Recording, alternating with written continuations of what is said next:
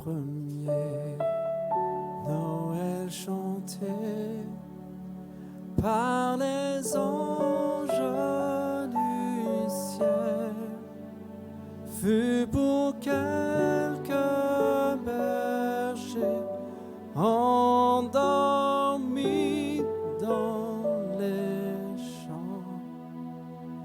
Ils gardaient le mouton blanc auprès de rassemblés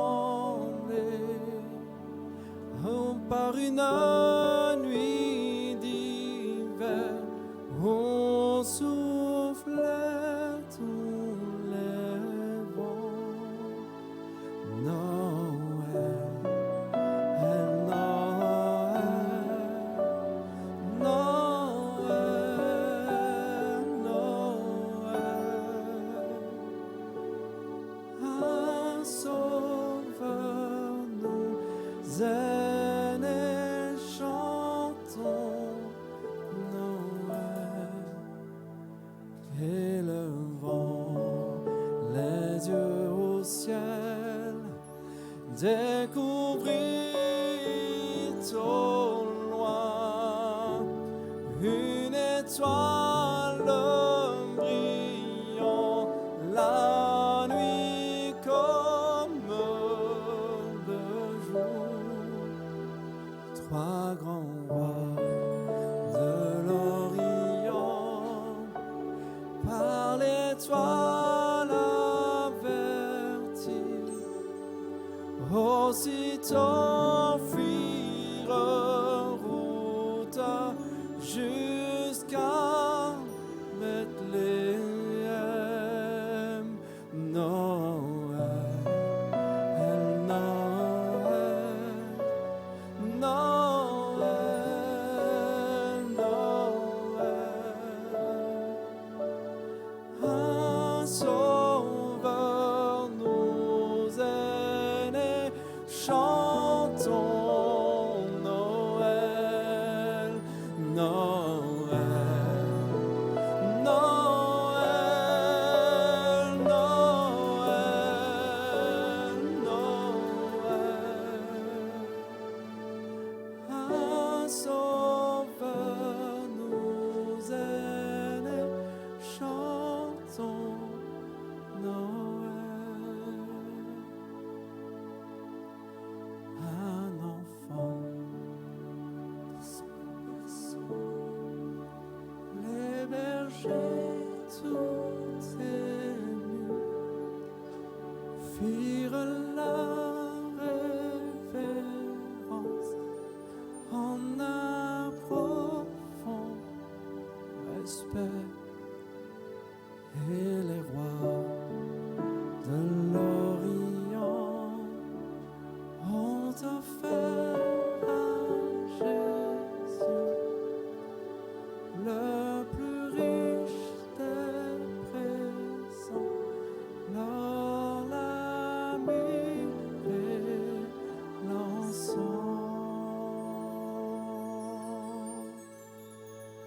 Noël, Noël, Noël.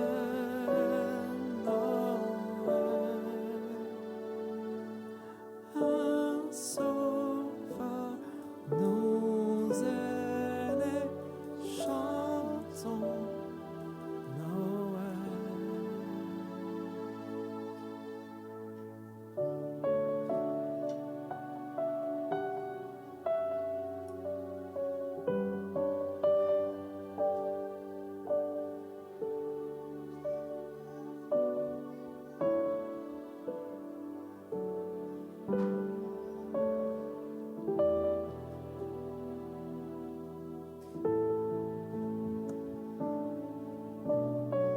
Car un enfant est né pour nous, un fils nous est donné, et il exercera l'autorité royale. Il sera appelé merveilleux conseiller, Dieu fort, Père à jamais et Prince de la paix. Il étendra sa souveraineté et il instaurera la paix qui durera toujours au trône de David et à tout son royaume. Sa royauté sera solidement fondée sur le droit et sur la justice. dès à présent et pour l'éternité.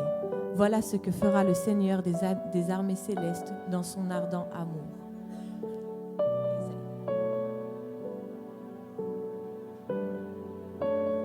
Chantons Noël, Noël,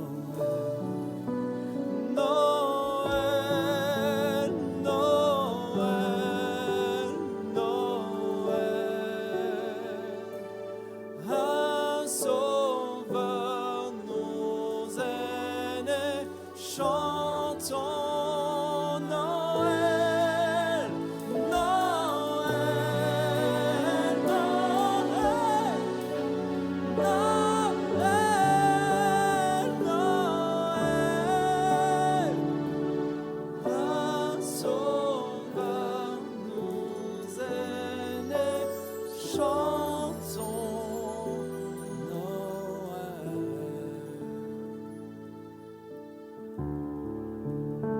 Je vous souhaite à toutes et à tous un excellent Noël à l'avance. Nous célébrons l'arrivée de notre Seigneur Jésus. Nous célébrons le commencement de notre salut. Nous célébrons le commencement de notre liberté. Par la venue de Jésus, nous célébrons la venue du salut. Soyez bénis, soyez renouvelés, soyez réconfortés encore aujourd'hui. Car un sauveur nous est né.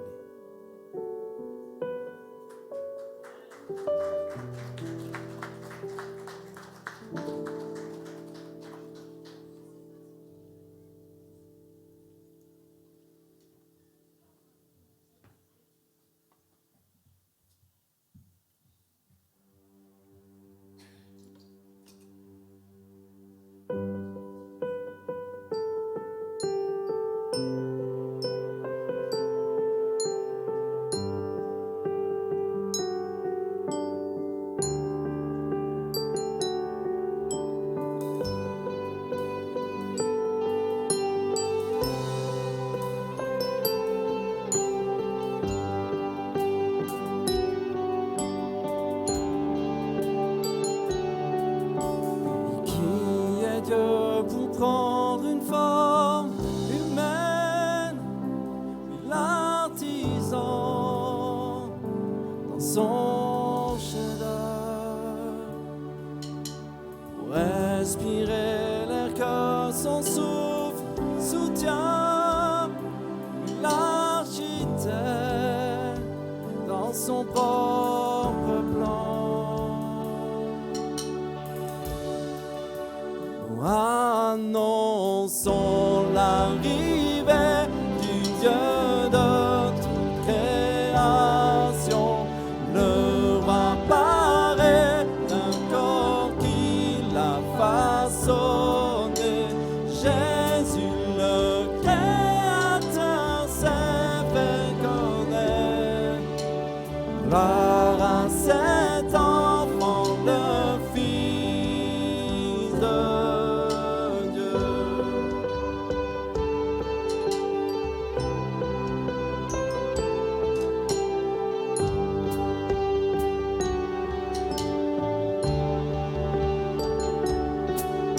Celui qui est sans début et sans fin s'est confiné dans notre espace. Le Dieu d'éternité, le grand je suis, blotti dans les bras d'une tendre mère. Oh, annonçons l'arrivée du Dieu de toute création. Le roi paraît d'un corps qu'il a façonné. Jésus le Créateur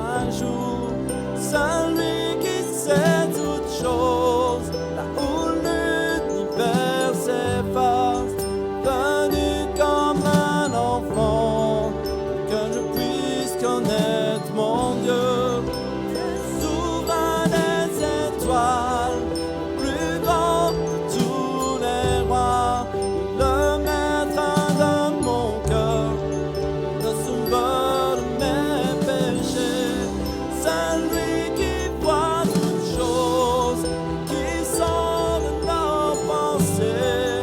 Il a ouvert les yeux et nous pouvons voir notre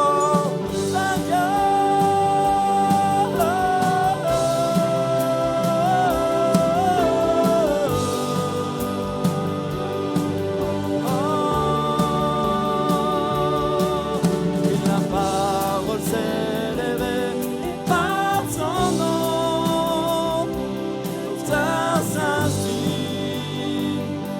dans son histoire, annonçons l'arrivée du Dieu de toute création.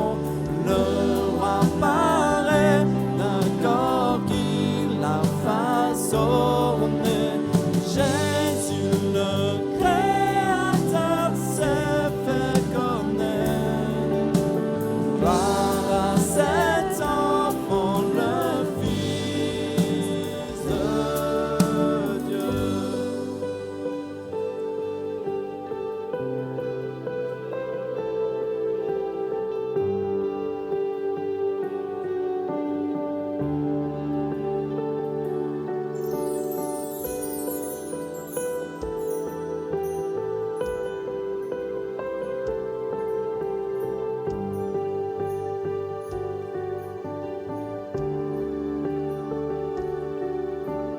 Dieu a pris notre place, il nous déverse sa grâce.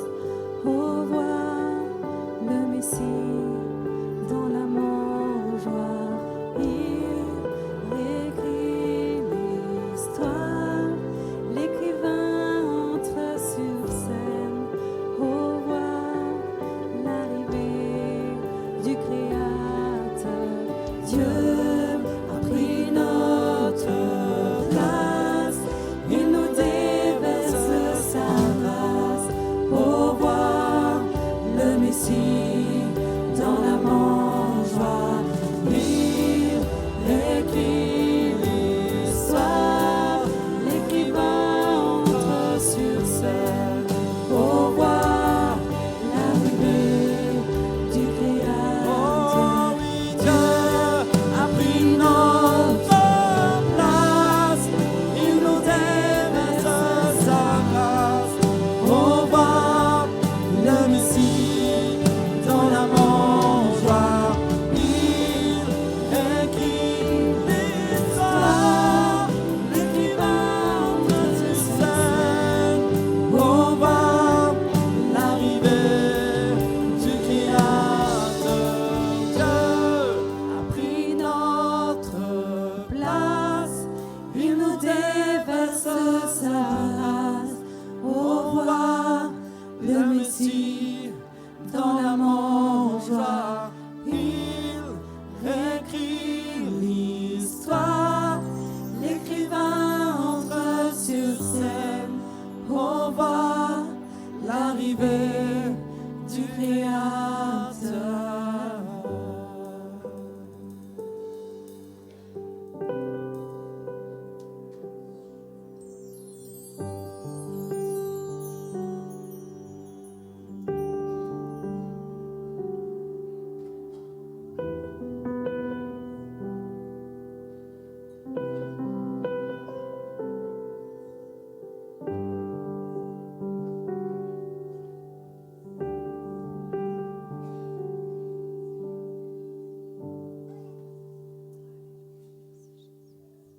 La Bible nous dit que tout a commencé par la naissance d'un petit enfant. Il faut croire que Dieu aime que le salut, que la rédemption vienne par les choses simples et petites. Il faut croire que Dieu aime les petits commencements. Bible nous raconte que Jésus est venu humblement. Il est né simplement. Mais déjà tout petit, la grâce était sur lui. Oui, aujourd'hui particulièrement, nous célébrons l'arrivée de notre Sauveur. Nous accueillons Jésus, nous recevons Jésus et nous lui faisons place.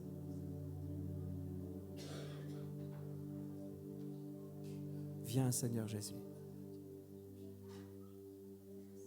Viens dans mon cœur, viens, je te reçois.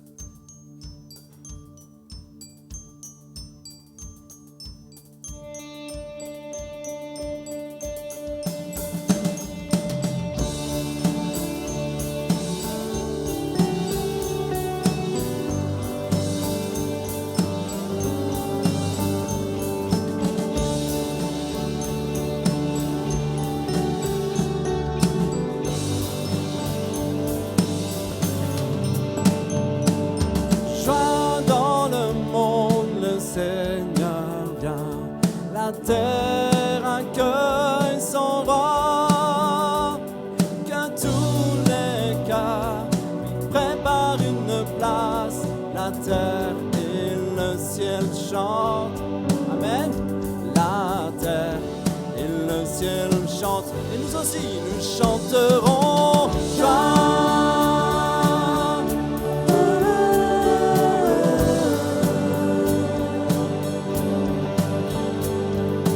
Joie dans le monde, le Sauveur règne, entonnons ce refrain.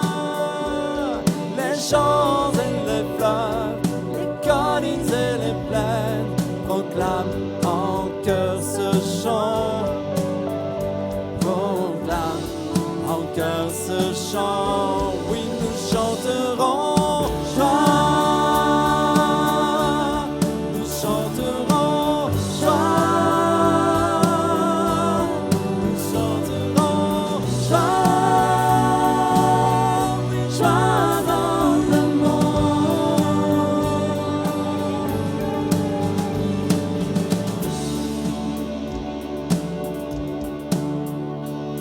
On va chanter le refrain, mais j'aimerais vous entendre un peu plus. C'est un jour de joie, un jour de célébration. Nous sommes heureux, Jésus est venu.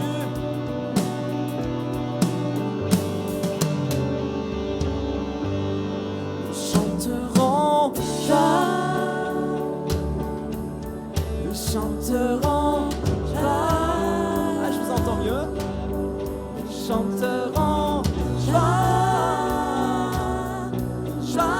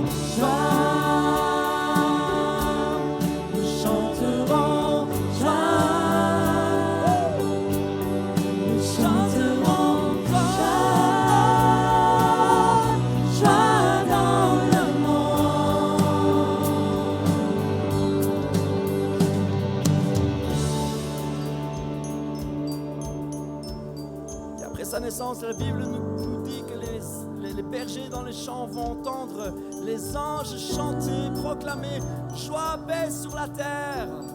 Alors oui, nous voulons nous réjouir aujourd'hui d'une manière toute particulière. Un sauveur nous est né, nous sommes rendus libres, un sauveur nous est né. Alors oui, nous chanterons joie. Wouh! Nous chanterons joie. Nous chanterons joie. Nous chanterons joie. Joie dans le monde.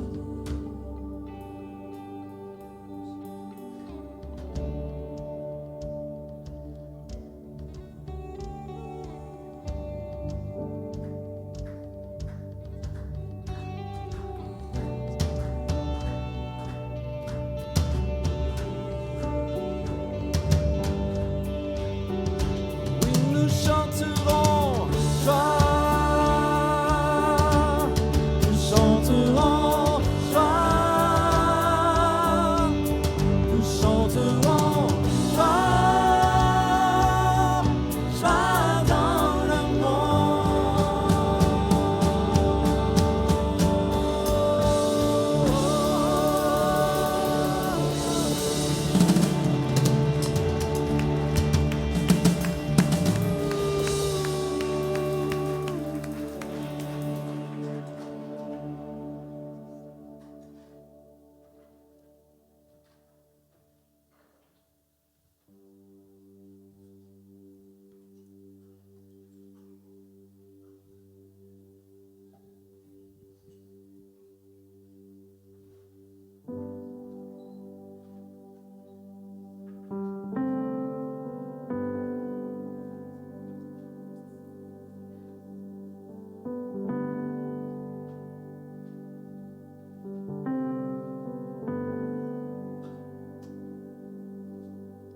La terre dans l'ombre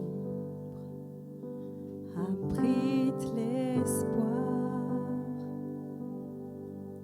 pour tous les peuples, sujets de joie, car cette promesse, ce don du ciel, vient jusqu'à nous.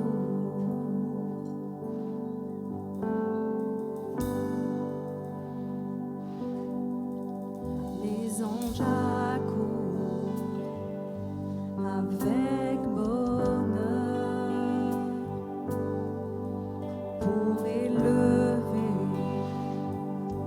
leur voix en chœur, car dans l'état si humblement le roi est né.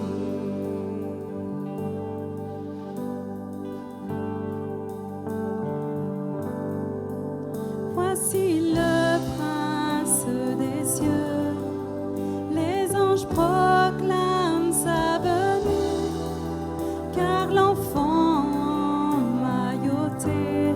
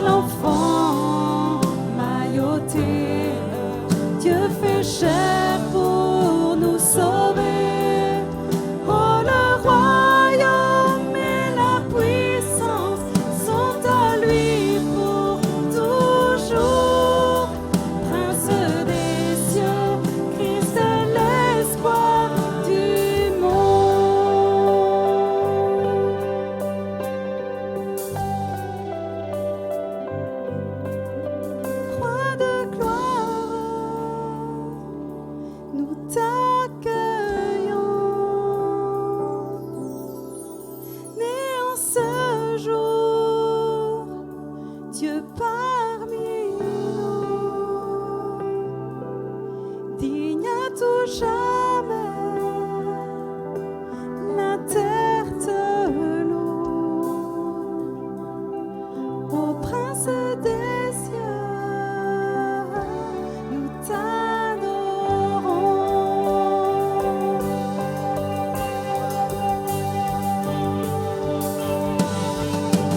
Roi de gloire, nous t'accueillons. Né en ce jour, Dieu parmi nous, digne à tout jamais, la terre te loue, ô Prince des cieux, nous t'adorons.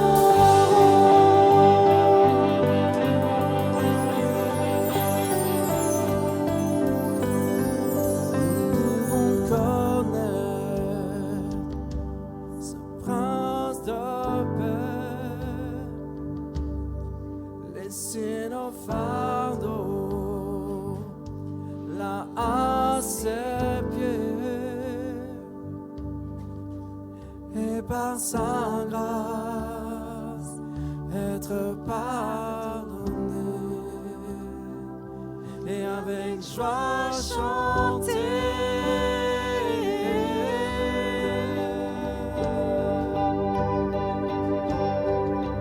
Voici le prince des cieux, les anges proclament sa venue, car l'enfant mailloté, Dieu fait chair pour nous sauver. Oh, le royaume et la puissance sont à lui pour toujours. Prince des cieux, Christ est l'espoir du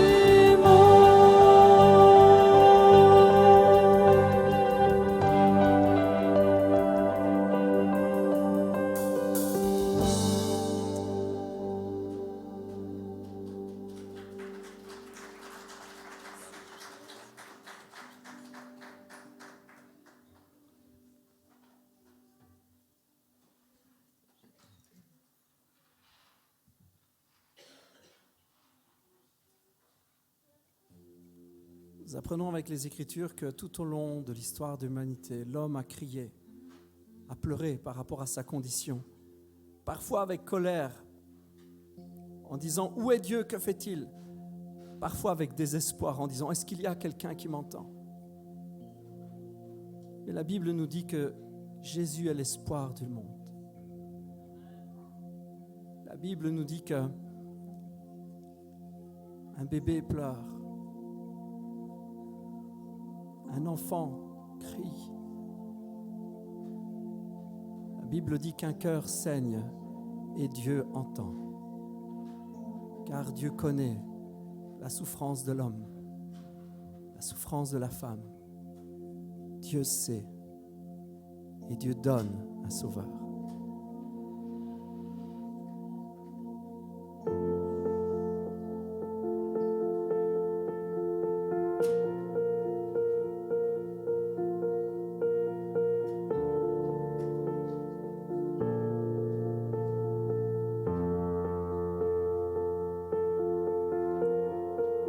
Le monde attend un miracle, les cœurs soupirent après un peu d'espoir. Oh viens, Emmanuel.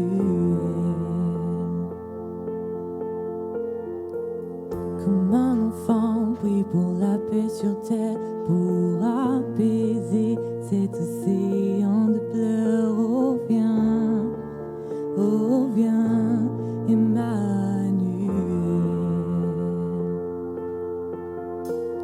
Entendez-vous le chant des anges? Part à la lumière du monde. Part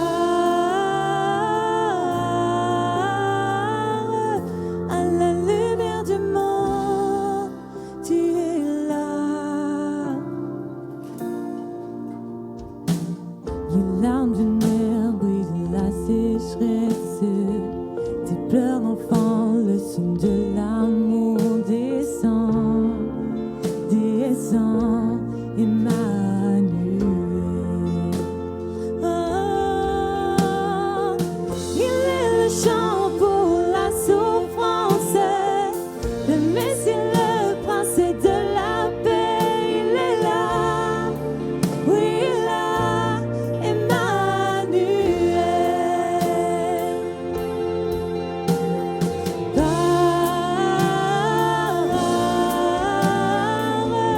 À la lumière du monde,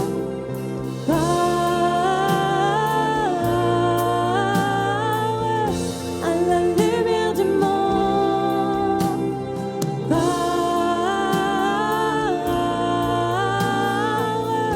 à la lumière du monde,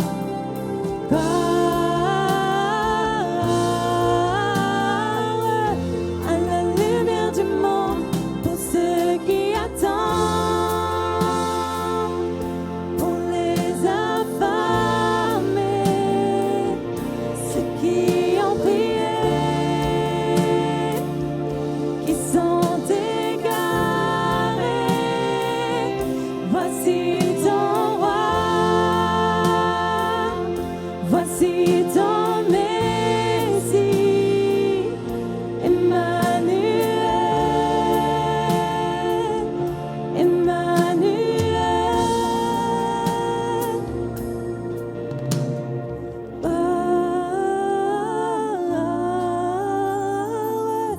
À la lumière du monde, à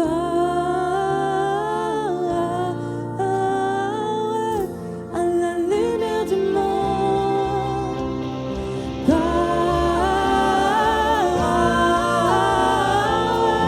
à la lumière du monde,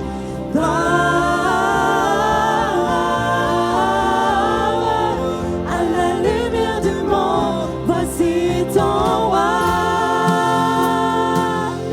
voici ton Messie, Emmanuel, Emmanuel.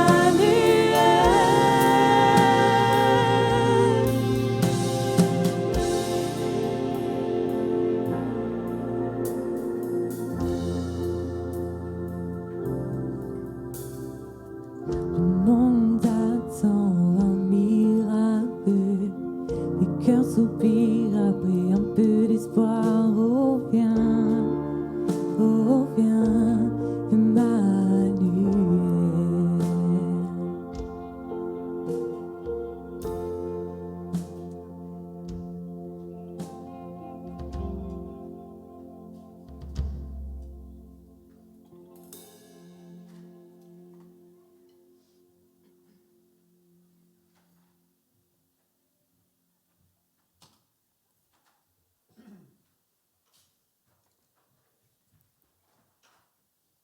Oui, en venant sur terre, Jésus amène la paix. La Bible dit que les siens ne l'ont pas reçu parce qu'ils n'ont pas reconnu. Les siens ne l'ont pas reçu parce qu'ils n'ont pas reconnu la main de Dieu. La Bible dit aussi dans l'évangile de Jean, dans son tout premier chapitre, dans cette toute première phrase, elle dit que pour ceux qui croient, pour ceux qui reçoivent cette lumière, pour ceux qui acceptent, eh bien, il aurait donné le pouvoir de devenir enfants de Dieu. Nous pouvons recevoir la paix. La paix n'est pas une utopie, la paix n'est pas une pensée folle. La paix est une réalité. Car Jésus a été appelé prince de paix. Puis paix sur terre aujourd'hui, dans le nom de Jésus et en Jésus, par Jésus, paix sur terre.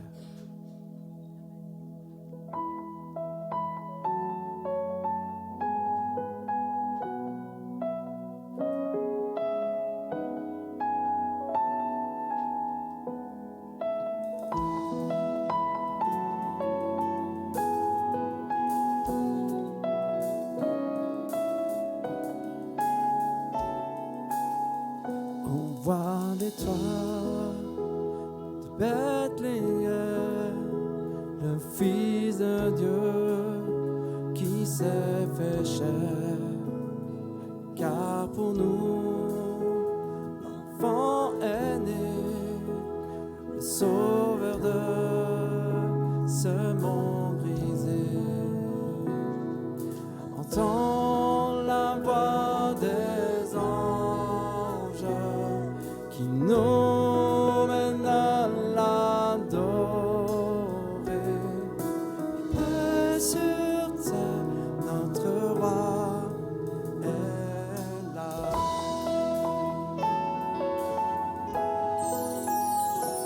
Pleinement Dieu et pleinement homme, venu pour tous, bras grands ouverts, du trône de grâce, son amour règne, à Christ toi, l'honneur, la gloire. Entends la voix des anges qui nous mènent à l'adorer. Oui, paix sur terre, Notre roi est. entends la voix des anges qui nous mènent à l'adorer. Oui, paix sur terre, notre roi est là. Venez adorer.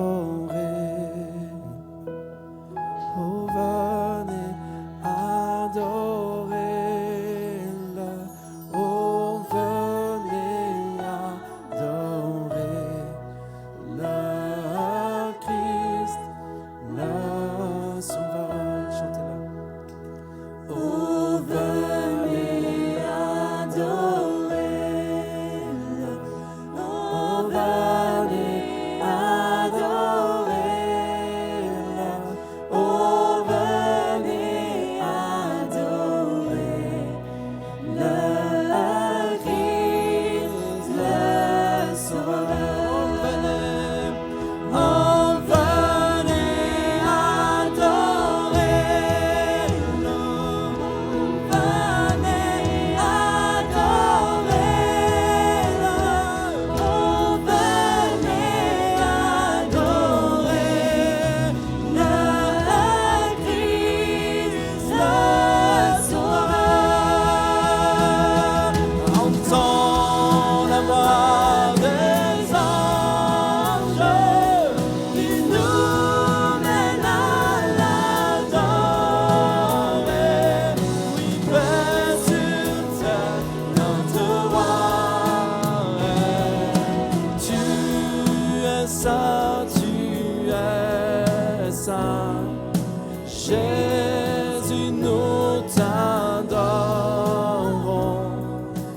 Paix sur terre, notre roi est là.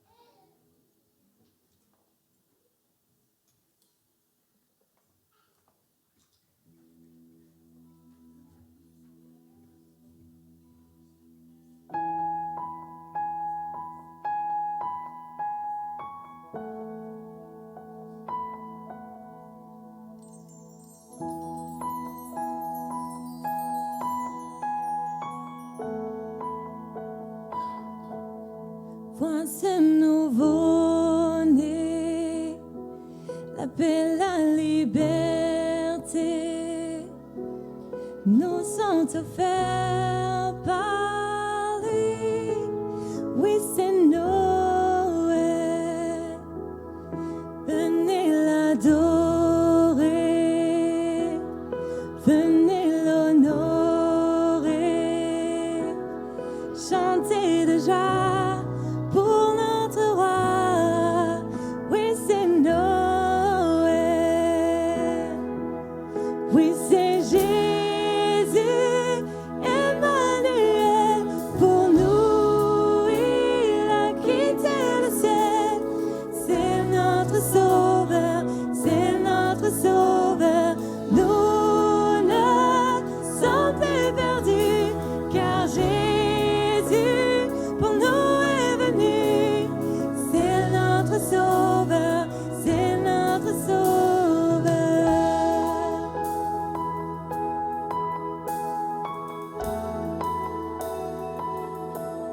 Les anges l'ont annoncé avec un proclamé des chants de joie, d'espoir. Oui, c'est Noël. Ensemble. Oui, c'est Jésus, Emmanuel. Pour nous, il a quitté le ciel. C'est notre sauveur, c'est notre sauveur. Nous ne sommes plus perdus, car Jésus pour nous est venu. C'est notre sauveur, c'est notre sauveur.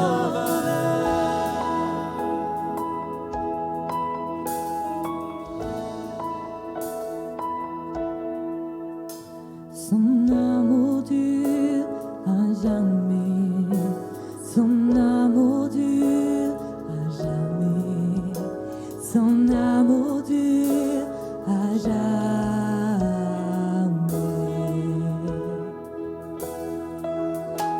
Son amour dure à jamais, son amour dure à jamais, son amour dure à jamais.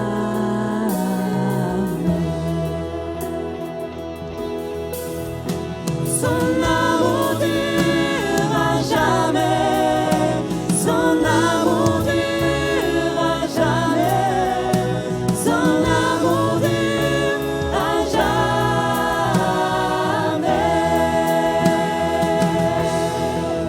Oui, c'est Jésus, Emmanuel. Pour nous, il a quitté le ciel.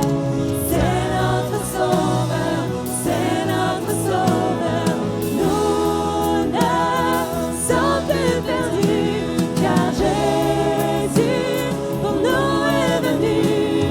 C'est notre sauveur, c'est notre sauveur.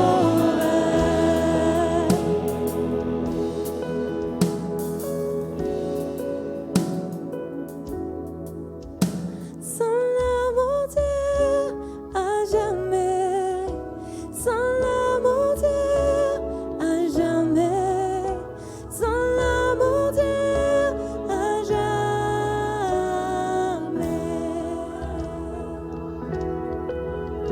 Son amour dure à jamais, son amour dure à jamais, son amour dure à jamais.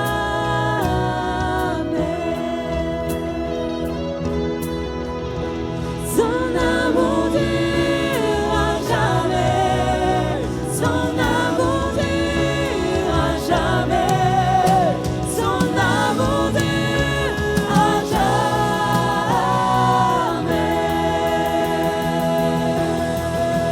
Oui, c'est Jésus, Emmanuel. Pour nous, il a quitté le ciel.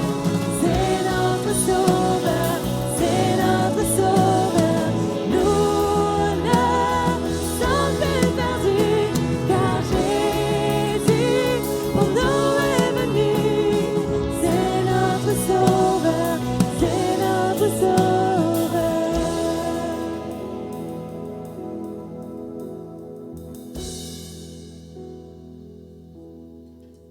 Oui, c'est Jésus, Emmanuel. Pour nous, il a quitté le ciel. C'est notre sauveur, c'est notre notre Sauveur. Nous ne sommes plus perdus, car Jésus pour nous est venu. C'est notre Sauveur, c'est notre Sauveur.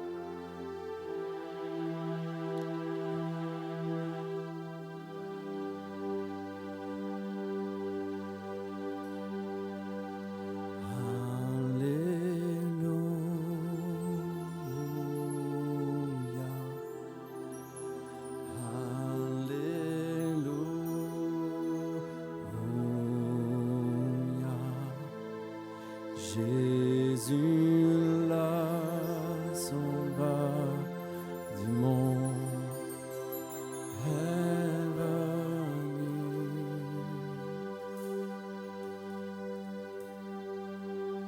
Alléluia.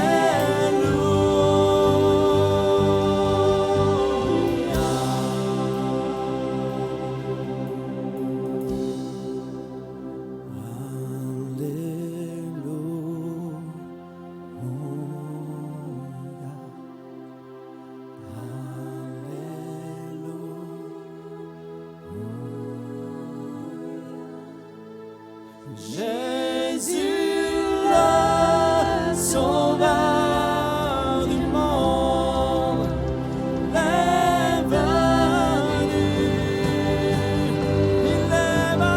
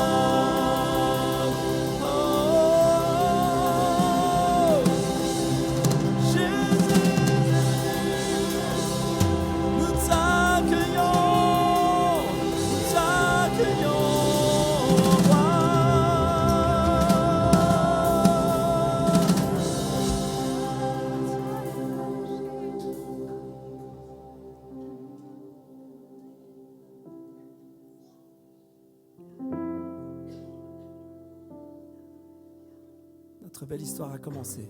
Nous sommes désormais un peuple acquis, nous sommes désormais un peuple qui appartient à un Dieu. Nous ne sommes plus étrangers, nous ne sommes plus tout seuls, nous ne sommes plus abandonnés. Nous n'avons plus peur car nous appartenons à notre Dieu. Parce que Jésus est venu, parce que la paix est venue, nous sommes désormais une famille et nous appartenons à notre Dieu. De tout mon cœur, je voudrais vous souhaiter à tous, à toutes, de très belles fêtes de fin d'année et un très, très, très joyeux Noël.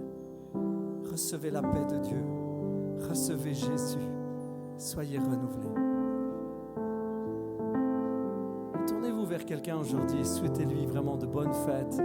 Bénissez quelqu'un.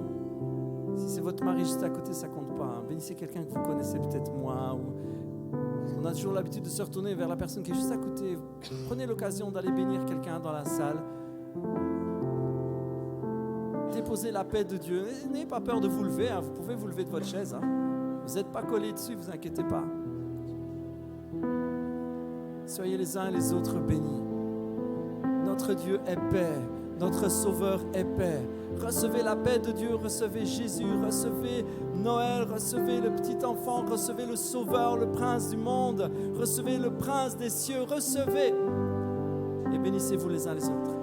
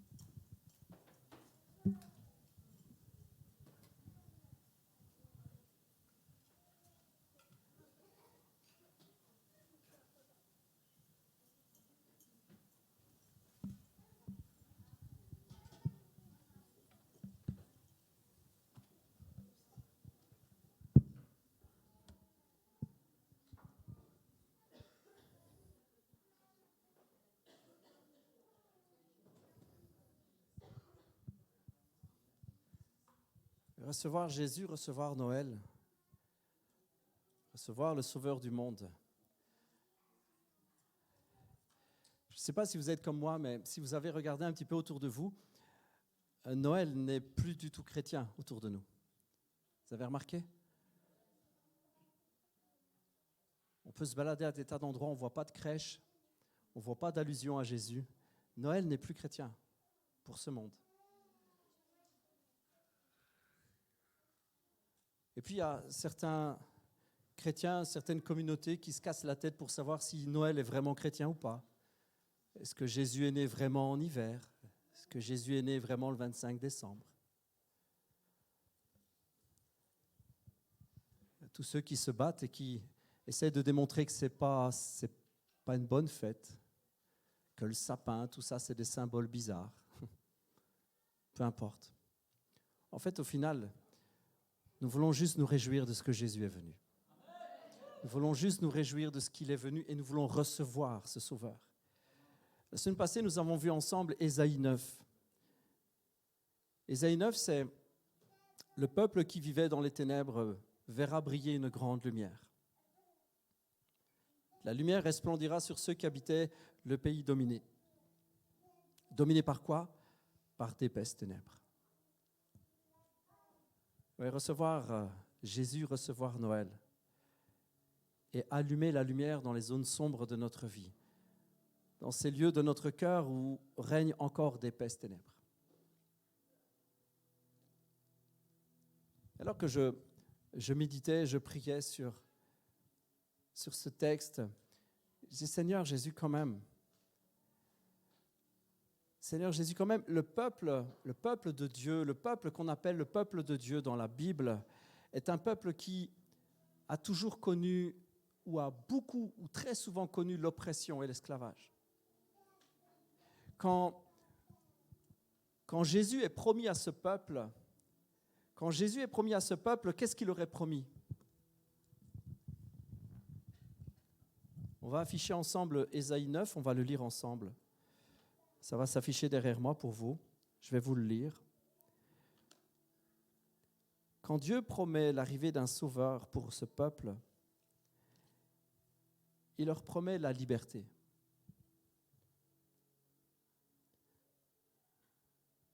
Le peuple qui marchait dans les ténèbres verra briller une grande lumière.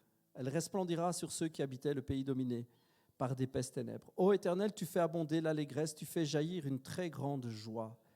Et l'on se réjouit devant toi tout comme au temps de la moisson ou comme on crie de joie lors du partage du butin. Car le joug qui pesait sur lui, c'est-à-dire sur le peuple qui marchait dans d'épaisses ténèbres, le joug qui pesait sur lui, le bâton qui frappait son dos, le gourdin de son oppresseur, toi, tu les as brisés, tout comme au jour de la défaite de Madian. Toute chaussure de guerrier qui martèle le sol, tout manteau que l'on a roulé dans le sang seront livrés aux flammes pour être consumés. Dieu promet un libérateur. Dieu promet la liberté à ce peuple. Le peuple d'Israël, c'est presque dans son ADN. Le peuple hébreu, c'est presque ancré en lui d'être soumis et d'être esclave. Alors, je ne dis pas ça du tout d'une manière personnelle en estimant que c'est un peuple qui doit être soumis. Ce n'est pas ça que je veux dire. Mais tout au long de l'histoire du peuple, on découvre que c'est un peuple qui a, la plupart du temps, été forcé à la soumission. Tout a commencé quand Dieu va faire sortir ce peuple d'Égypte. OK?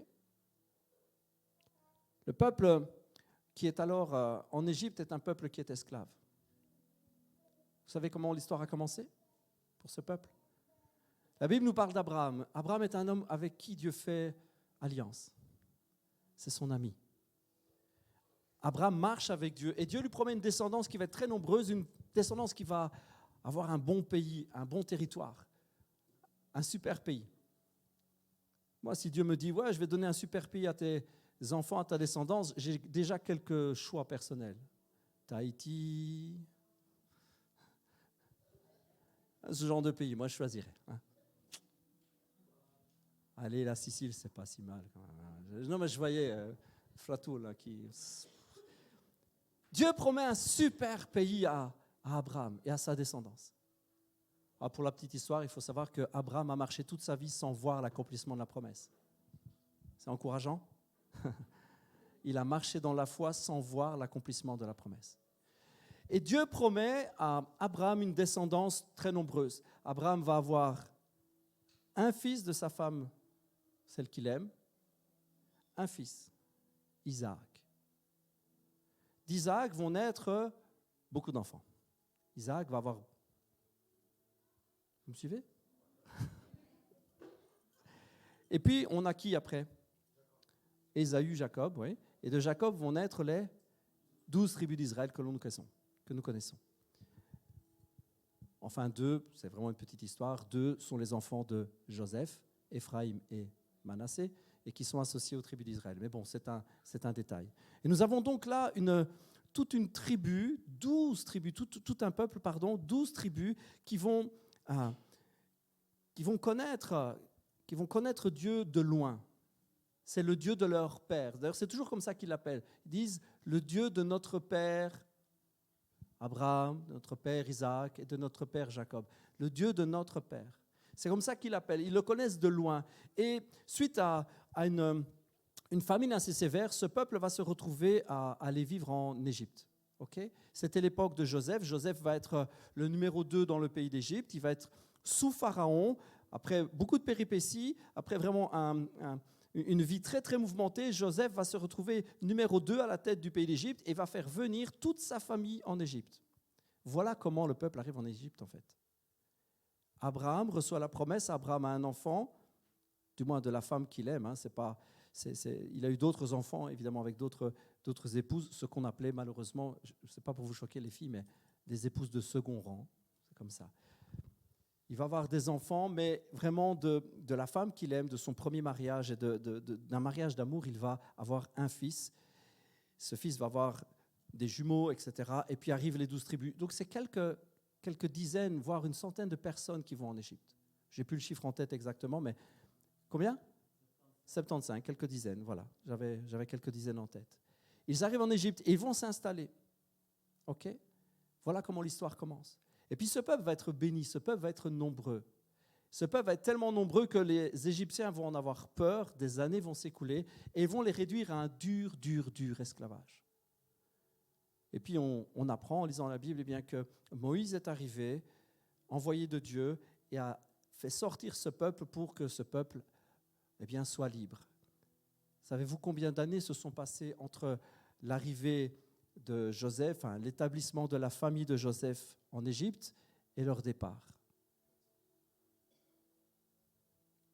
430 ans. C'est long, hein? Ça en fait des générations. Et très très vite, le peuple a été asservi, très très rapidement en fait. La Bible nous dit que le pharaon va décéder à l'époque de Joseph, le pharaon va décéder, et tous ceux qui connaissaient Joseph et qui avaient connu le bien qu'avait fait Joseph vont décéder. On nous parle de quoi? De 2-3 générations, grand maximum? 2 générations, 50 ans. On estime qu'une génération, c'est plus ou moins entre 20 et 25 ans. 50 ans se passent, 2 générations, 3 générations, et les nouveaux rois qui arrivent ne connaissent pas Joseph, ne connaissent pas le bien qu'il a fait, et vont asservir le peuple hébreu, le peuple qui est arrivé là, qui est arrivé comme des amis, ils vont les asservir durement. 400 ans d'esclavage.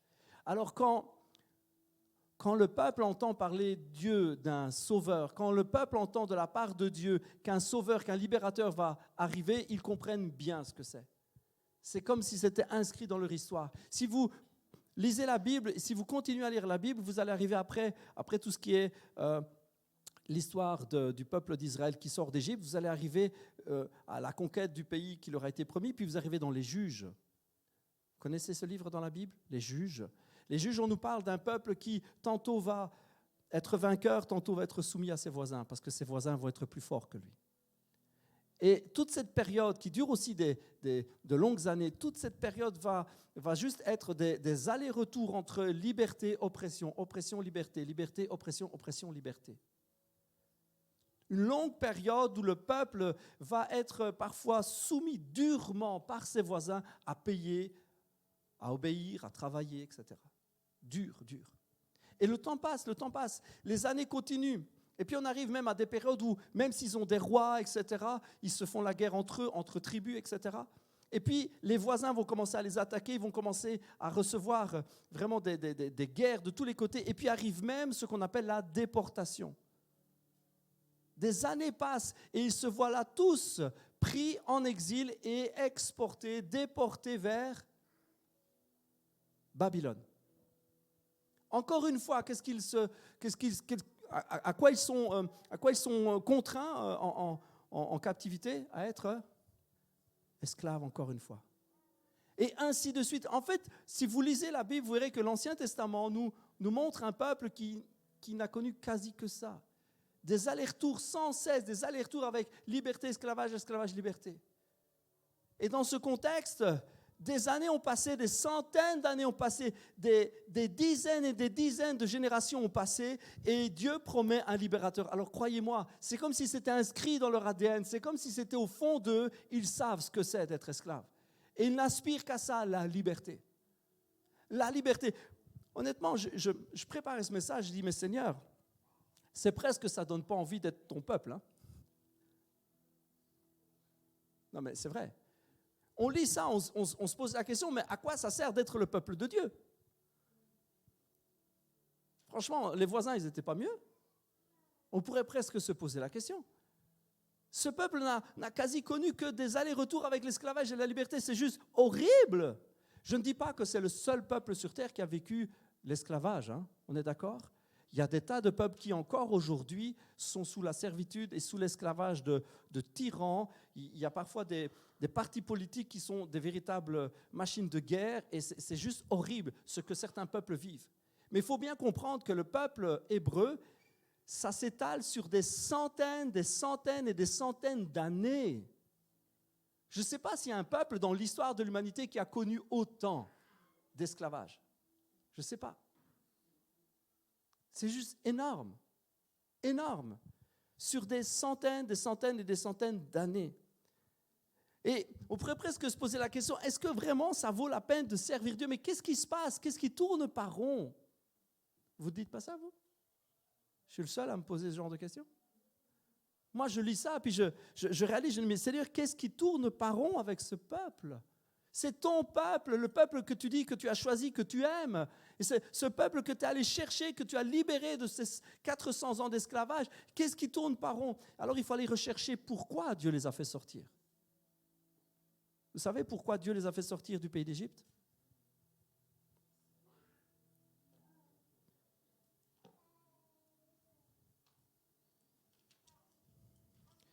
On lit ça dans l'Exode, évidemment. Au moment où Moïse va être envoyé vers Pharaon pour faire sortir le peuple du pays d'Égypte. Qu'est-ce que Dieu va dire? Qu'est-ce que Moïse va être chargé de dire à Pharaon? Laisse aller mon peuple, ça on connaît. Hein? Let my people go. Il y en a des chants avec ça. Laisse aller mon peuple pour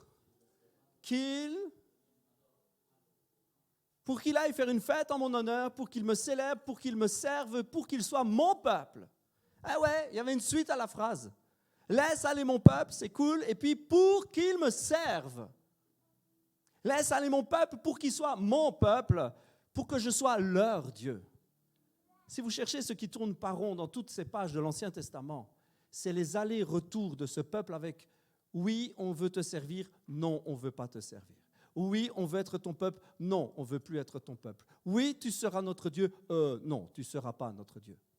C'est ce qui se passe. Tout au long des pages de l'Ancien Testament, on trouve un peuple, on découvre un peuple qui ne sait pas ce qu'il veut. Il ne sait pas ce qu'il veut, ce peuple. Et parfois, pendant toute une génération, c'est super cool. Papa, maman connaissaient Dieu, alors les enfants ils connaissent Dieu, c'est cool. Et puis après, arrive une nouvelle génération qui ne connaissait pas, le grand-père et la grand-mère qui connaissaient Dieu, et puis bof, ceux-là, ils n'ont plus trop envie. Et puis arrive encore une génération d'après, eux, ils ne connaissent plus rien du tout, eux, ils n'en ont rien à secouer. Mais rien, ils ne veulent pas connaître Dieu. Quoi? Servir Dieu? On va aller chercher les dieux des voisins, c'est bien plus cool. Vous savez ce que c'est les dieux des voisins? Astarté, Baal, etc. C'est les prostitutions sacrées. La jeunesse, elle fait wouhou, partout. Excusez-moi, hein, c'est réellement ça. C'est réellement ça, en fait. C'est réellement ça. Tout ce qu'ils voient, c'est les plaisirs de la chair, les plaisirs du corps. Ouais, on va en profiter un max, ça va être génial.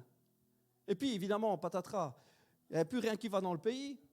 C'est le bazar complet, on se fait taper dessus, on est rendu esclave. Alors, il y en a 2, 3 qui cherchent dans les vieux bouquins, ils disent, oui, nos grands-parents ou nos arrière-grands-parents, ils servaient un certain Dieu, Yahweh.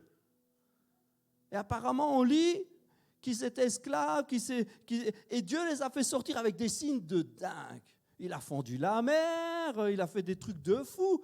Et si on essayait de le rencontrer? Et puis souvent, le peuple retournait à Dieu. Et puis là, évidemment, Dieu, bon et fidèle, se laissait trouver par ce peuple. Se laissait trouver par ce peuple. Et là, pendant une génération, parfois ou deux, waouh, tout allait bien. Le peuple disait, non, on va juste massacrer tous les totems, les bazars qu'on a fait, les pieux sacrés. On va brûler toutes les statues, tous ces faux dieux, tous ces autels païens. On va les brûler et on va juste servir Dieu. Et puis pendant quelques générations, c'était juste super cool. La paix de tous les côtés, la prospérité, le pays se portait bien, les familles se portaient bien, le bétail se portait bien, les terrains portaient bien leurs fruits, c'était juste extraordinaire. Les voisins, comme par hasard, ils n'avaient plus envie de faire la guerre, tout allait bien. Tout allait bien. Et puis une génération arrive, et puis il y a les grands-pères et les grands-mères qui sont retournés vers Dieu, qui enseignent leurs enfants, puis leurs petits-enfants, puis arrive encore une génération après, puis ils disent, quoi? Servir Dieu, c'est qui celui-là? Et rebelote, comme on dit chez nous. Ça recommençait. Ce qui tourne par rond pour ce peuple, c'est ces allers-retours, son va-et-vient, sans cesse vers Dieu, puis loin de Dieu, vers Dieu, puis loin de Dieu. Et ce peuple n'a fait que connaître servitude, liberté, liberté, servitude, liberté. Et puis Dieu promet un libérateur. C'est ça Noël. Dieu promet un libérateur. Il promet un libérateur parce que ce peuple est sans cesse en train d'être oppressé, d'être esclave. Dieu promet un libérateur. Même si l'esclavage fait presque partie de lui, de son ADN ou de son histoire, Dieu promet un libérateur. Un libérateur qui va tout changer. Et voyez-vous, c'est souvent comme ça pour l'Église. C'est souvent comme ça pour nous chrétiens. Nous faisons sans cesse des allers-retours entre oui, je te sers et non, je ne te sers plus. Oui, je te sers, non, je ne te sers plus. Oui, je t'aime et non, je ne t'aime plus. Nous faisons souvent le même. Nous faisons souvent ce même aller-retour dans notre vie. Nous faisons souvent et nous répétons souvent le même schéma. Quand ça ne va pas, nous nous rappelons qu'il y a un Dieu. Et tout d'un coup, nous plions les genoux. Seigneur, ça ne va pas. Seigneur, ça ne va pas dans ma vie, tu vois, j'y arrive pas. Et là, nous levons les yeux au ciel. Et nous prions. Et là, tout d'un coup, nous nous retournons vers Jésus, nous nous retournons vers Dieu. Dit, Seigneur, viens, j'ai besoin de toi dans ma vie. J'ai besoin. Et Dieu se laisse. Il se laisse toucher. Il se laisse toucher et puis les choses s'améliorent. Et souvent, quand les choses s'améliorent, alors nous louons Dieu, nous remercions Dieu, la vie est belle, tout va bien, et nous servons Dieu pendant un moment. Et puis, comme on est un peu le derrière dans le beurre et que tout se passe bien, on finit par ne plus trop avoir envie de servir Dieu. C'est vrai, après tout, aller à l'église, le dimanche après-midi quand il fait super beau. C'est pour ça qu'on a mis le culte le dimanche après-midi, pour être sûr de voir ceux qui ont vraiment envie. Non, je rigole. C'est encore plus dur de se lever le dimanche matin, non? Voilà. Amen, mon frère. C'est juste historique. C'est parce que le matin, avant, on devait tout installer. Avant d'avoir la salle que nous avons ici, nous devions tout installer tout le temps. Et on en avait au moins pour 2 heures d'install le matin. On devait installer les micros, les bazars, toute la sono, les instruments, les lumières, on a installé tout. Et puis après, on allait manger un bout parce qu'il était déjà presque midi, puis on répétait un peu, puis on faisait réunion. Puis après la réunion, on rangeait tout, puis on rangeait tout dans le camion au début, parce qu'on ne pouvait même pas laisser sur place. On rangeait dans le camion, on allait tout mettre dans le garage de papa. On s'était levé à 8 heures, on allait se coucher à 22 heures, puis on disait « Merci Seigneur pour cette bonne journée ». Amen. On a passé des bonnes journées, on a fait ça 3 ans, par la grâce de Dieu. Amen. Je ne regrette pas le chemin par lequel nous sommes passés. Et historiquement, donc, nous avons fait les cultes le dimanche après-midi. Et c'est tellement cool quand il fait beau le dimanche après-midi d'aller promener. Je ne suis pas en train de mettre de la culpabilité, ne vous inquiétez pas. Aller à l'église, ce n'est pas servir Dieu. Aller à l'église, c'est pour s'encourager les uns les autres, pour servir Dieu. On sert par Dieu comme ça en église. Ça, c'est pour s'encourager. Ah, mais après, quand on propose d'aller évangéliser, ouais, peut-être une autre fois, Seigneur, je ne sais pas.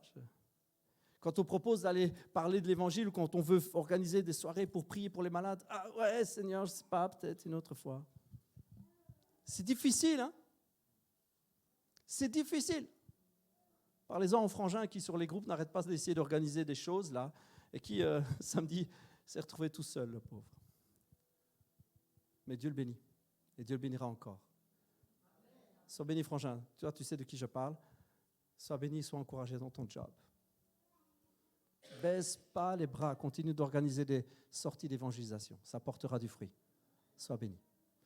Et nous sommes sans cesse dans le même schéma, où souvent, parce que c'est pas toujours le cas, mais souvent nous sommes dans ce schéma à faire des allers-retours. Faisons des allers-retours entre ça va pas, ça va pas. Mais nous avons l'occasion cette année, d'une manière particulière, parce que le Saint-Esprit nous pousse à le faire, nous sommes invités à recevoir différemment. Nous sommes invités à recevoir Noël d'une manière différente. Nous sommes invités à recevoir Jésus d'une manière différente. Il est celui qui donne quoi? Il est celui qui donne la liberté. Il est celui qui transforme. Il est celui qui change. Il change quoi? Il change tout. Il change notre passé, il change notre présent, il change notre futur, il change tout. Nous n'avons plus à suivre les mêmes schémas. Nous n'avons plus à avoir une mentalité d'esclave, même si c'est gravé dans notre ADN. Vous savez d'où ça vient? Ça vient du jardin, ça vient de la chute, ça vient du tout début. C'est marqué au fond de nous. Nous sommes rendus esclaves du péché, par nature, par naissance. Et c'est là que Jésus est venu nous chercher, comme il est allé chercher son peuple pour le changer, pour le transformer, pour le rendre libre. Comme ce sauveur lui a été promis, ce sauveur nous est promis. Et nous pouvons, cette année, recevoir Noël d'une manière différente. Plus dire, ouais, c'est une fête parmi les autres, ouais, ça va aller mieux pendant un moment, mais après, je sais que je vais retomber. Non! Nous pouvons recevoir Noël d'une manière fraîche et nouvelle en disant, hey, c'est fini! Ce cycle infernal de esclave libre, il est fini. Amen. Il est fini. Si je reçois Jésus réellement comme il est, si je reçois celui qui brise les chaînes, alors ce cycle infernal est rompu. Nous pouvons donc demeurer libres, rester libres, pas juste et célébrer un moment de liberté. Comme certains, quand ils essayent de se battre contre une addiction, « Waouh, célèbre, ça fait 2 mois que je suis sobre. » Bravo si c'est le cas. Bravo si c'est le cas. Mais nous pouvons célébrer notre liberté définitive. Liberté sur quoi? Liberté sur quoi? Il y a des tas de choses qui nous paralysent, des tas de choses, des mentalités d'esclaves qui peuvent rester en nous, comme la peur de ne pas y arriver, par exemple. Oh, je te propose d'être libre dans le nom de Jésus, libre de toute addiction. Je ne sais pas si je vais y arriver. Mentalité d'esclave. N'y vois pas un jugement ou une parole d'accusation dans ma bouche, c'est juste une réalité. C'est une mentalité d'esclave. Prends un exemple qui est en dehors d'une addiction. Prends juste vraiment quelque chose de vraiment en dehors. On n'entend pas souvent un roi dire « je ne vais pas y arriver ». On pense sans doute qu'ils sont orgueilleux, mais ils ont une certaine prestance, les rois, non? C'est rare qu'un roi se balade comme ça et dise ouais, « je ne vais pas y arriver, je suis nul ». Non, ils sont là, super droit, super nickel. Ils disent « oui, évidemment, nous allons y arriver ». Même quand ils savent qu'ils ne vont pas y arriver. Hein. Un roi conquérant, il ne dit pas « nous allons aller et nous allons nous faire rétamer, mais qu'est-ce qu'on va rire ?» Ils ne disent pas ça, les rois. Ils sont là et puis ils disent à leurs troupes, on va y arriver, on va avoir la victoire. Ils ont une mentalité de roi. Est-ce que vous avez déjà remarqué que les rois ont une mentalité de roi? Et leurs enfants ont cette mentalité. Ils leur inculquent cette mentalité. Et malheureusement, nous pouvons communiquer nous aussi, avoir nous-mêmes une mentalité de pauvre et communiquer une mentalité d'esclave. Pauvre dans les rêves et les défis, hein. Je ne parle pas d'argent ici, ça n'a rien à voir. Mais pauvre dans la force, pauvre dans le courage. Nous pouvons avoir cette mentalité et la communiquer. Et communiquer quoi? La peur de ne pas y arriver. Si nous recevons Jésus, cette mentalité d'esclave, elle peut être effacée. Il veut effacer cela. Il veut nous transformer à tout jamais. La peur de ne pas y arriver, mais aussi la tendance à toujours laisser tomber. Ça, c'est vraiment... La fuite. Vous savez, le genre de truc, là, on est en train de se bagarrer ensemble et puis on dit, allez, ça va aller, on se retourne et puis l'autre, il a disparu. On n'était pas deux, là, à se bagarrer. Puis on se retourne et sur le temps qu'on est là, tchou, il a disparu. La fuite. Hey, je suis venu dire à quelqu'un aujourd'hui, tu n'as plus à fuir, tu n'as plus à avoir peur, tu n'as plus à fuir parce que Jésus change ta mentalité, il change ton cœur. Je suis venu dire à quelqu'un, si tu reçois Jésus, si même la fuite est quelque chose qui est gravé dans ton cœur, dans ton ADN, si c'est quelque chose qui fait partie de toi comme ton passé, Jésus te rend libre. Il est venu briser les chaînes, recevoir Jésus, recevoir Noël. Cette année, il faut que ça change. Il faut recevoir le Sauveur, il faut recevoir la vie, il faut recevoir quelque chose de frais. Oh, je suis venu dire à quelqu'un, tout est différent si tu reçois Jésus. Si tu reçois Jésus d'une manière différente, tout va être différent. Le sentiment d'être nul. Vous allez dire, oh, vraiment, Pasteur Michael, ta liste, elle est... Ouais, c'est gnangnan quand même. Si vous saviez, le nombre de personnes qui se sentent nulles. Non mais, je sais bien, je dis ça a l'air ça a l'air un gars. Mais vous imaginez pas. Hein? Quand on parle avec les gens, le nombre de personnes qui disent, non, mais moi... de toute façon, moi, Alors la liste, elle est longue comme le bras. Ouais, moi, je viens d'une petite famille, et puis, tu sais, moi, j'ai pas été beaucoup à l'école, et puis moi, de toute façon, j'étais toujours mauvais élève, et puis j'ai pas une bonne mémoire, et puis moi, j'y arrive pas, puis j'ai pas beaucoup de force, et puis gna gna gna, puis gna gna gna, puis gna gna. Il y a énormément de gens qui se sentent nuls. Parce que quand on est petit, on nous dit qu'il faut pas faire le fier. Alors dès qu'on veut dire, ouais, moi, je vais y arriver, on dit, oh, il faut pas être orgueilleux, hein. Avoir de la confiance en soi n'est pas de l'orgueil. Avoir de la confiance en soi n'est pas être orgueilleux. Ce n'est pas être présomptueux que de croire que Dieu nous donne les capacités pour y arriver. C'est pas idiot du tout. Il faut croire ça. Il faut croire que si nous recevons Jésus, si nous recevons ce cadeau de liberté, nous sommes libérés de notre ancienne mentalité et Dieu nous rend capables. Qu'est-ce que Dieu peut encore effacer? Qu'est-ce que recevoir Noël? Qu'est-ce que la lumière peut encore amener? Quelles sont les zones d'ombre? La honte de mes erreurs. La honte de mes erreurs. Combien de personnes sont juste hantées par leurs erreurs passées? Hantées, complètement hantées. Hein? Ils y pensent sans cesse. Et dès qu'arrive quelque chose qui leur fait rappeler, ne fût-ce qu'un petit peu, ça y est, ils savent que oh non, mais ça c'est recte à moi, ça je sais. Ça, non, mais je me connais, hein, tu sais. Je me connais, quoi. Même dans la maladie, il y en a tellement qui se connaissent qu'ils proclament déjà qu'ils vont être malades. Aïe, la petite douleur là, ah non mais ça je me connais, quand j'ai ça je sais que je vais être malade tout le week-end, je vais avoir une migraine pas possible. On se connaît mais aussi on proclame les mauvaises choses. La honte de nos erreurs, la honte de nos péchés, la honte de ce qu'on a fait. La culpabilité. Les paroles prononcées sur moi, le nombre de personnes qui vivent avec ce nuage au-dessus de leur tête, qui vivent avec ces zones d'ombre dans leur cœur, les paroles qu'on m'a dites, les paroles qu'on a dites quand j'étais petite, les paroles qu'on a prononcées sur moi, ce qu'on a dit à l'école, ce qu'on a dit au travail, ce qu'on a dit dans ma famille, ce qu'on a dit à la maison, ce que mes parents ont dit de moi.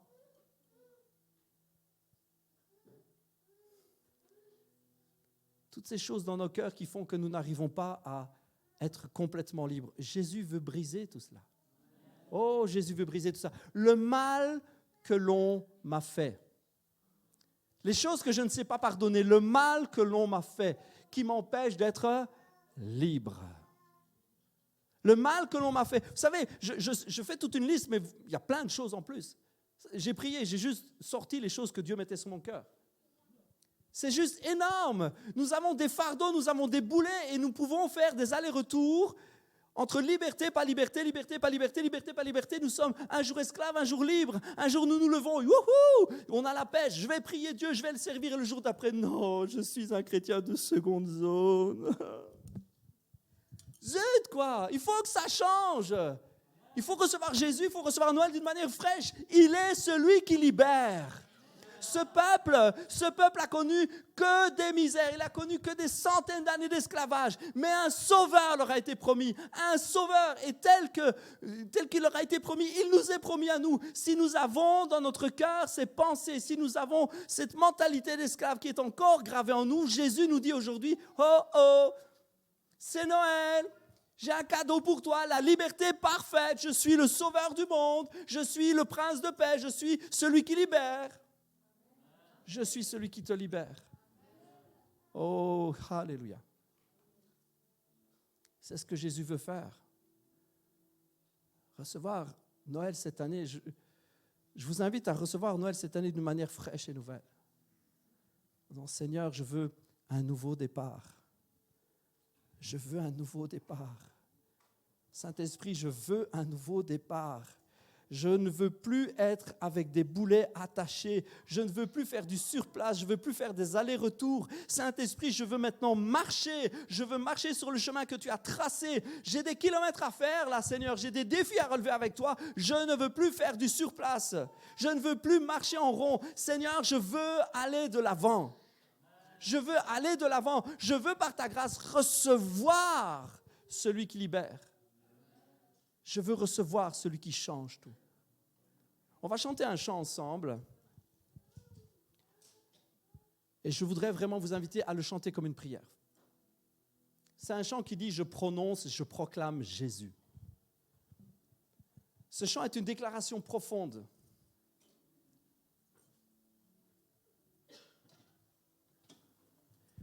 Ce chant est une déclaration de ce que nous croyons. Et face à tous nos problèmes, aujourd'hui, nous voulons croire que nous recevons la liberté. Nous voulons croire que nous recevons quelque chose de neuf. Je vous invite pendant quelques instants à juste vous mettre devant Dieu, dans l'intimité, et à prendre tout ce qui vous rend esclave, à prendre tout ça et à maintenant les déposer aux pieds de Jésus. Recevez Jésus, recevez Noël, recevez le libérateur. Et alors que nous allons chanter, que nous prononçons et nous proclamons Jésus, nous proclamons son nom, je vous invite à chaque fois que nous allons chanter cela, à lâcher et à relâcher. Recevoir Jésus, relâcher la peur. Recevoir Jésus, relâcher la honte. Recevoir Jésus, relâcher la haine, les paroles qui nous ont détruites. Relâchez tout cela. Recevoir Jésus, relâcher le sentiment qu'on n'y arrivera pas. Recevoir la liberté, laisser l'esclavage.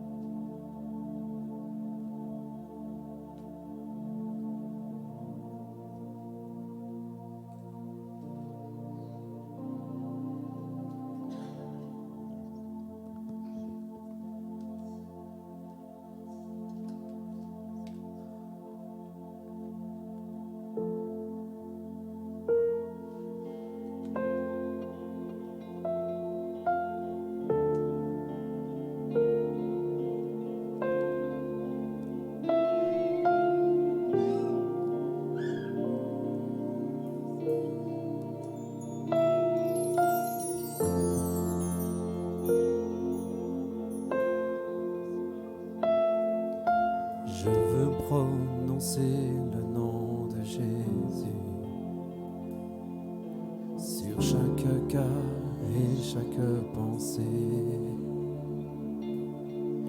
Car je sais que la paix est en ta présence. Je proclame Jésus.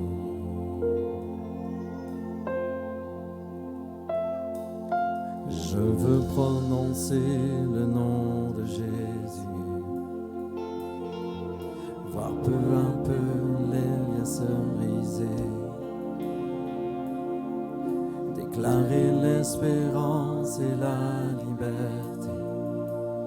Je proclame Jésus. Ton nom est puissance, ton nom me guérit, ton nom est vie. Brise les chaînes, brille dans l'ombre, brûle tes laveurs.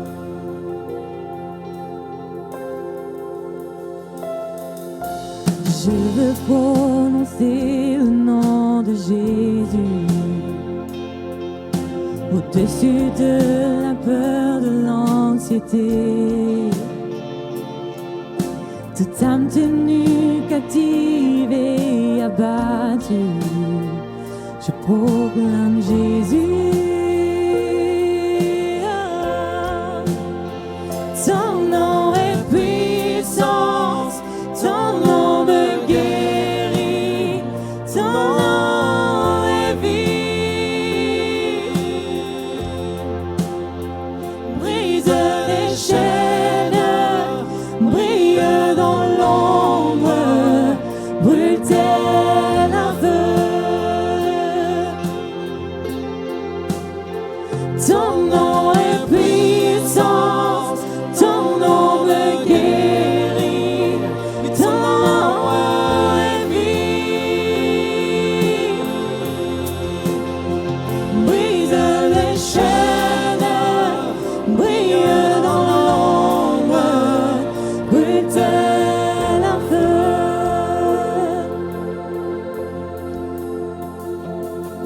Crie Jésus des montagnes, Jésus dans les rues, Jésus dans les ténèbres, sur tous mes ennemis. Jésus sur ma famille, j'invoque le saint nom de Jésus.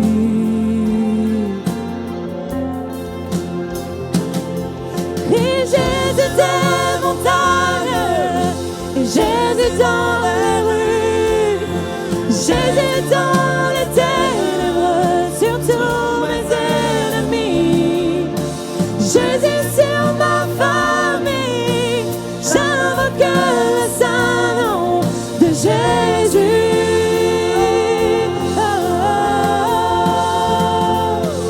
Et Jésus des montagnes, Jésus dans les rues, Jésus dans les ténèbres, sur tous mes ennemis.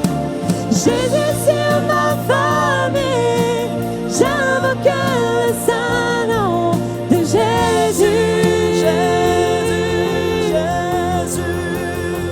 Ton nom est puissant, ton nom me guérit, ton nom est vie.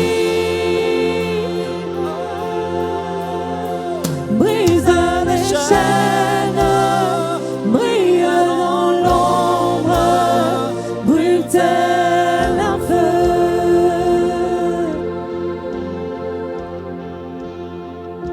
Je veux prononcer le nom de Jésus sur chaque cœur et chaque pensée. Je sais que la paix est en ta présence. Je proclame Jésus.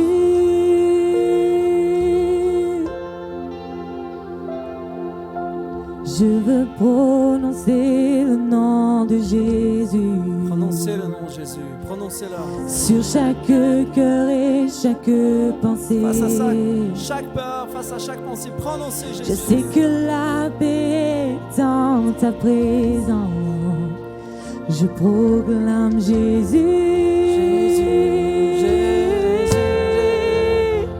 Ton nom est puissance, ton nom me guérit, ton nom est vie.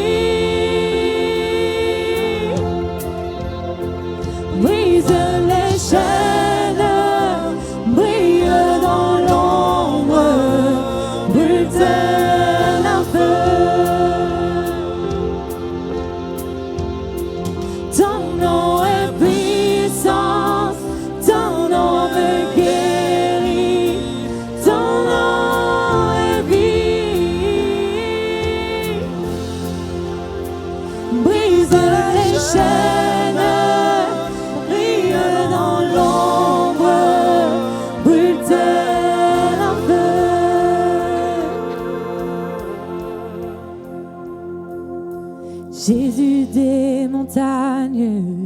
Jésus dans les rues, Jésus dans les ténèbres, devant mes ennemis.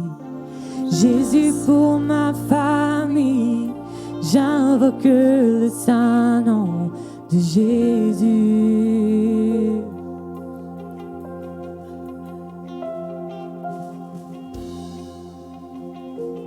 Je voudrais vraiment qu'on refasse encore et encore ce passage. Je suis occupée d'apprendre à quel point c'est important de proclamer, de prononcer le nom de Jésus envers tout ce qui vient contre nous. Parce que rien que la prononciation du nom de Jésus fait reculer les ténèbres. La prononciation du nom de Jésus nous couvre, il nous protège. Le nom de Jésus peut racheter notre famille. Et même si le diable essaye de nous voler, le nom de Jésus nous rendra ce qui est à nous. Je proclame Jésus.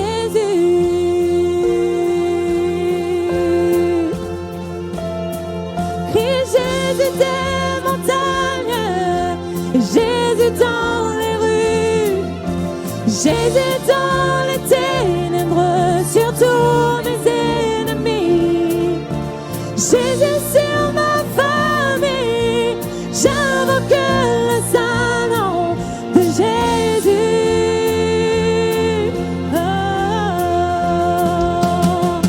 Et Jésus des montagnes, Jésus dans les rues, Jésus dans les ténèbres, sur tous mes ennemis. Jésus sur ma famille, j'invoque le saint nom de Jésus. Oh, ton nom est puissant, ton nom me guérit, ton nom est puissant. Brise les chaînes, brille dans l'ombre, brûle tel un feu. Ton nom est puissance. Ton nom est puissant, ton nom me guérit, ton nom ma vie. Brise les chaînes, brille dans l'ombre, brûle tel un feu.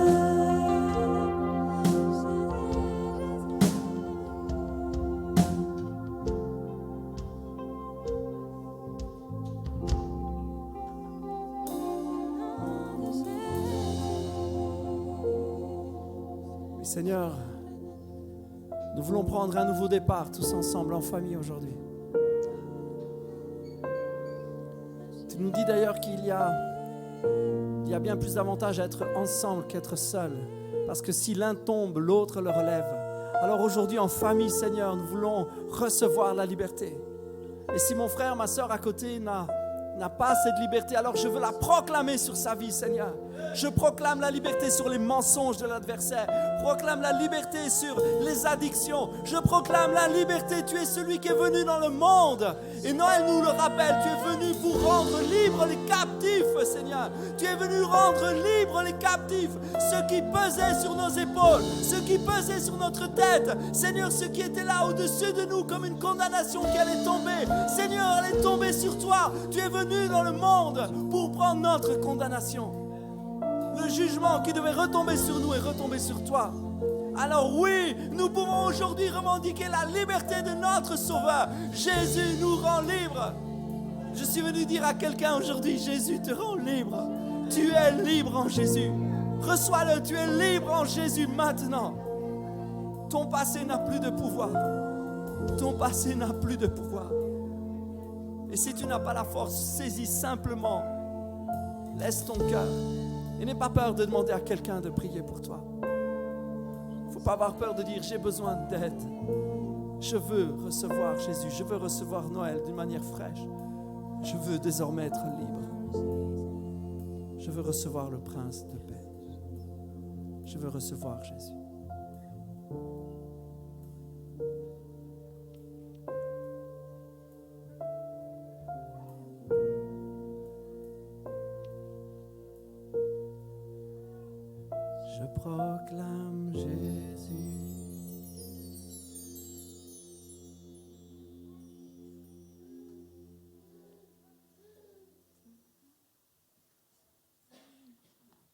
vous invite à terminer cet office avec ce dernier chant.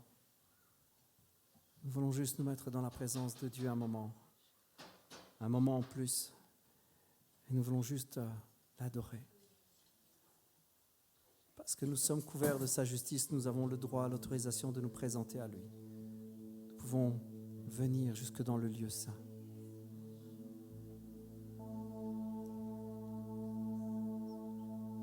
Seigneur, comme le ciel t'a accueilli sur terre, comme le chant des anges, Seigneur, nous voulons aller jusqu'à toi et te recevoir.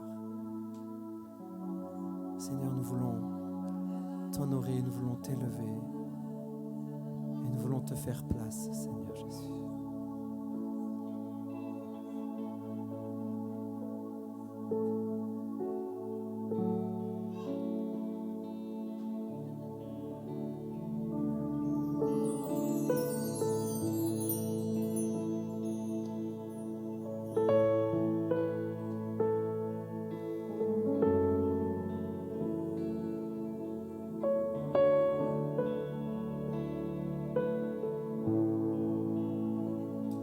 Ce soir nous quittons ces lieux, nous abandonnons la terre, nos louanges montent aux cieux,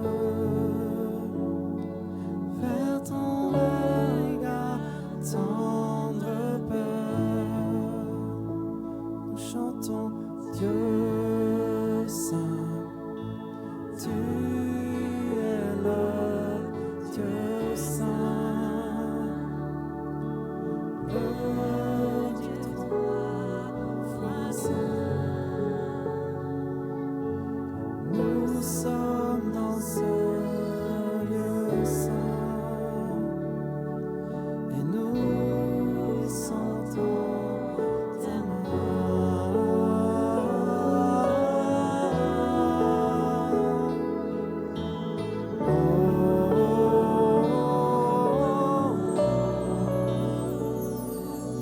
Étoiles éternelles,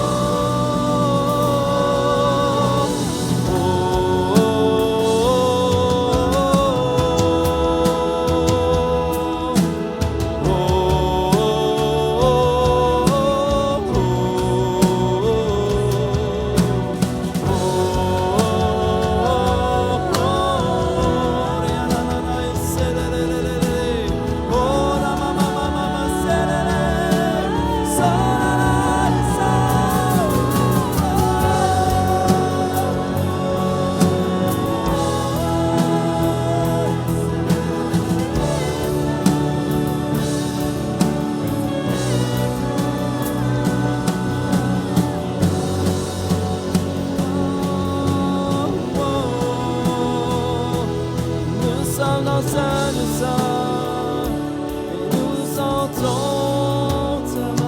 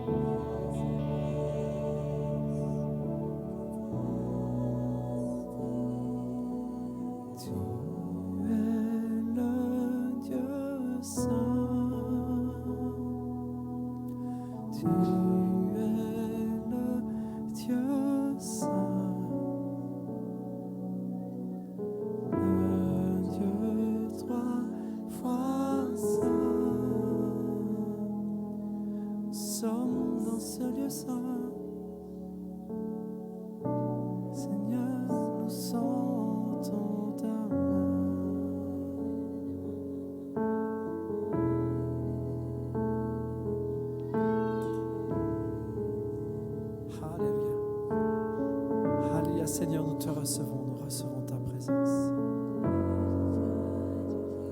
Recevons ta présence. Nous recevons ta présence. Nous te remercions parce que nous avons la liberté et la possibilité de venir nous présenter devant toi. Parce que Jésus est venu, parce que Jésus est mort, parce qu'il est ressuscité, parce que le nom de Jésus, nous sommes libres et libres de nous présenter devant toi, libres, libres éternellement libres, parfaitement libres. Nous sommes aimés, justifiés, pardonnés pour l'éternité.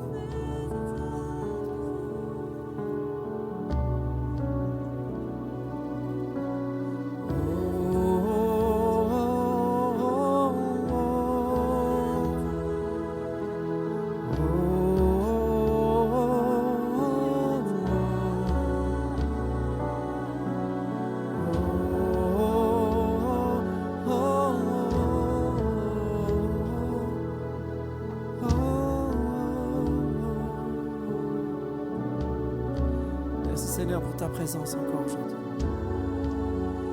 Merci Seigneur pour la vie que tu déverses en nous.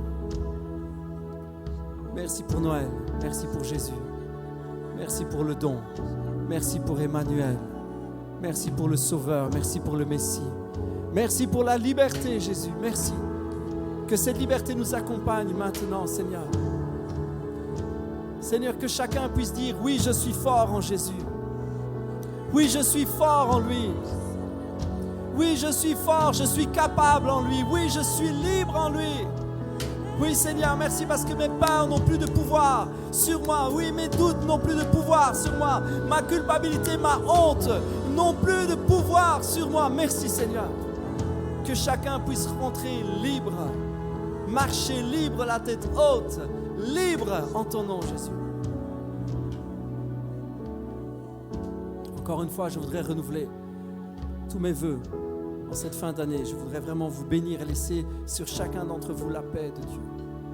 Recevez sa paix, recevez sa liberté, recevez Jésus. Ne recevez pas la fête. Quand je dis recevez Noël, ne recevez pas la fête, recevez Jésus. Recevoir Noël, c'est recevoir Jésus. Recevez votre liberté. Votre liberté est née. Votre liberté est venue dans le monde. C'est votre liberté. C'est votre liberté. Recevez-la et qu'elle demeure avec vous. Dans le nom de Jésus. Soyez bénis. Alléluia.